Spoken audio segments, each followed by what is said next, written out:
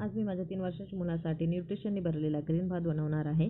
यामध्ये मी घेतला आहे पालक, मटर आणि सोयाबीन. सगळ्यात आधी पालकला स्वच्छ धुवून थोडंसं उकडून घेतलं आणि त्याची छान अशी प्युरी बनवून घेतली.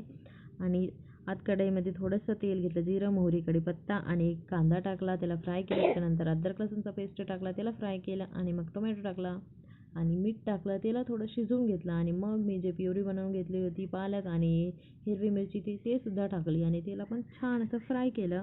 आणि साईडला मी थोडेसे मटार आणि सोयाबीन आधीच शिजवून घेतले होते, तर ते सुद्धा त्याच्यात टाकायचं आणि छान फिरवून घ्यायचं आणि मग थोडेसे मसाले टाकायचे.